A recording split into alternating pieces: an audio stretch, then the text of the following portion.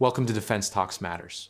Something very unusual has happened in the Arabian Sea, something that has never taken place before between India and Pakistan.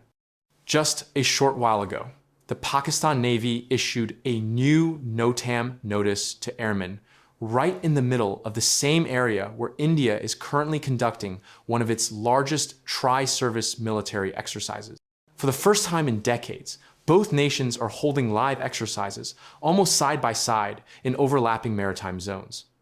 That alone makes the situation far from routine. Let's break it down carefully. A few days ago, India released a NOTAM for its tri-service exercise covering parts of Gujarat, Jaisalmer, and Jodhpur, with limited coastal activity. But soon after, New Delhi quietly amended the notice, extending its range deep into the Arabian Sea.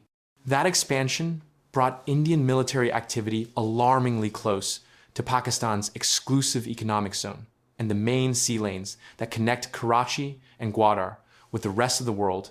In other words, India's expanded exercise zone now hugs Pakistan's maritime border. Islamabad's response came fast. Within hours, the Pakistan Navy issued its own NOTAM that directly overlaps the Indian one. On the map, India's exercise zone appears in orange and Pakistan's in green, and the two clearly intersect. Technically, both navies are staying within their respective boundaries. But in practical terms, the distance between their operating areas has now shrunk to a few dozen nautical miles for live fire drills involving missiles, aircraft, and warships. That is dangerously close. So, what does this mean in military terms? It's a clear message of deterrence. India's tri-service drills are meant to demonstrate joint operational power, air, land, and sea forces working together under one command. Pakistan's immediate response signals that any aggressive posture in its vicinity will be matched instantly, measure for measure. Neither side is preparing for war, but both are demonstrating readiness in a way that tests nerves and decision-making discipline.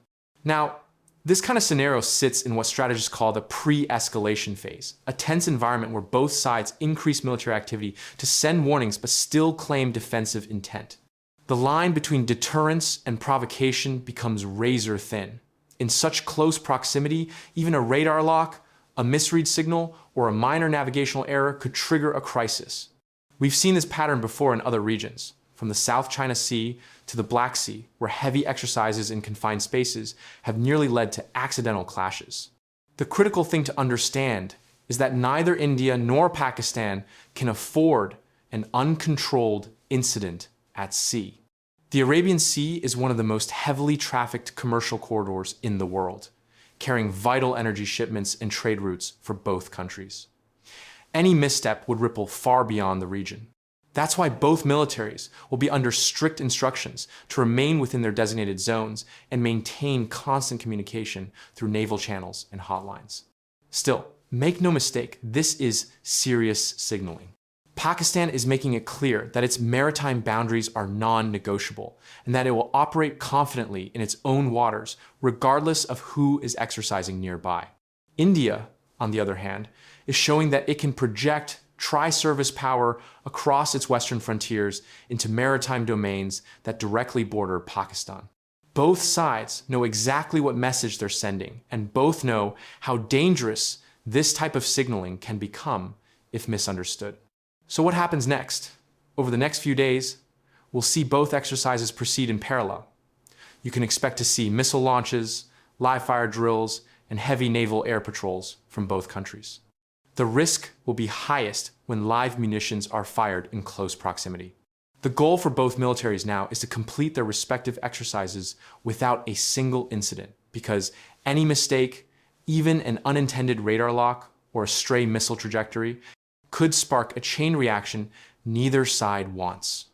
The bigger picture is that this event reflects where India-Pakistan relations currently stand: high alert, low trust, and constant signaling through military activity. It's not about open conflict. It's about who controls escalation, who maintains composure, and who sends the stronger message without crossing the line. To our viewers, this is not just a story about two navies at sea. It's a reminder of how fragile deterrence really is, how easily posturing can turn into confrontation, and how much discipline modern militaries must show to avoid disaster. We'll keep tracking updates from both defense ministries and any changes to these NOTAMs. If new visuals or radar data come out, we'll break down what they mean for regional stability and what to watch for next. Please subscribe to our channel for more updates. I'll see you guys in next video.